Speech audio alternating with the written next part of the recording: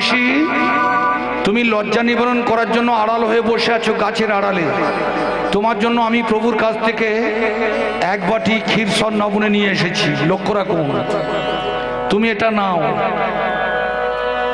মাগো লজ্জা নিবারণ করার জন্য গাছের আড়াল হয়ে ডান হাতটা বাড়িয়ে দিলেন। গায়ে তো কাপড় নেই। একটা মেয়ে ছেলে চম্পক বরণী চাঁপা ফুলের মতো দেখতে এক বাটি নবনে দিচ্ছে, সেটা খেলেন। বিদ্যুৎ গতিতে দেহ শক্তি ফিরে এলো। তারপরে এক কদম মানে এক পা এগিয়ে যাচ্ছিল।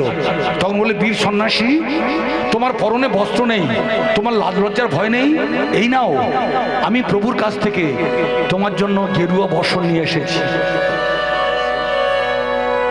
এবার কি বলবেন দাদা আপনি? আপনাদের স্বামী বিবেকানন্দ যে কাপড়টা পরেছিল সেটা বৃন্দাবনের কৃষ্ণচন্দ্র রাধা রানীর হাত দিয়ে পাঠিয়েছিল। তাই ভক্তমন্ডলী মায়েরা, আপনারা স্বামীজিকে কোনদিন ভুল বুঝবেন না। ওই রকম বৈষ্ণব আর পাবো না। তাই জীবে প্রেম করে যেই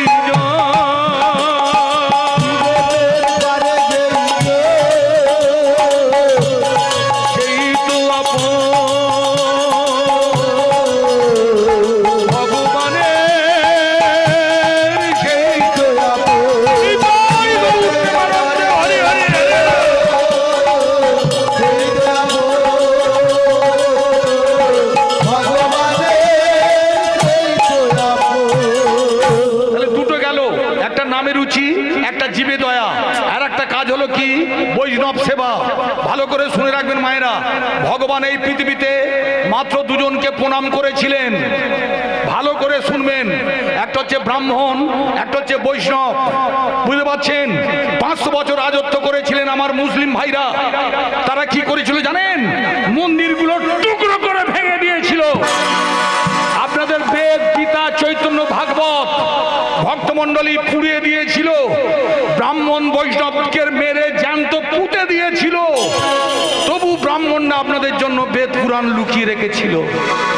সেই ব্রাহ্মণ 5টা টাকা চাইলে আপনারা মুখে ছিরি করেন।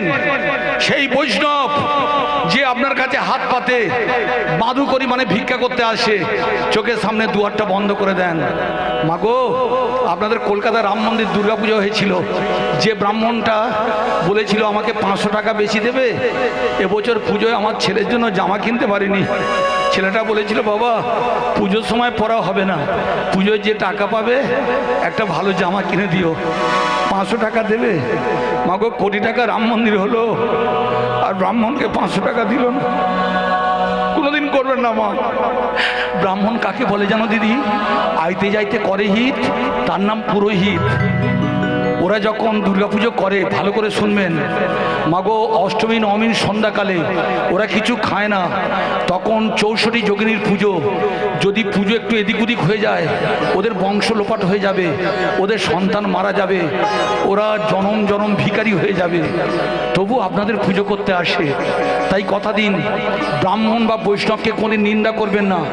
বাড়িতে যদি বৈষ্ণব আসে, তাদের আসন পেতে বসতে দেবেন, তাদের প্রণাম করবেন, তাদের নামে গালিগালাজ করবেন না, আস্তে বৈষ্ণব হত্যা করবেন না। তাকে সেবা দিয়ে তার চরণামৃত গ্রহণ করবেন। আর তার পাতে যে পড়ে থাকবে উচ্ছিষ্ট অন্ন, ওইটা যদি গ্রহণ করতে পারেন, তবে গলায় মালা পড়লে কাজ হবে।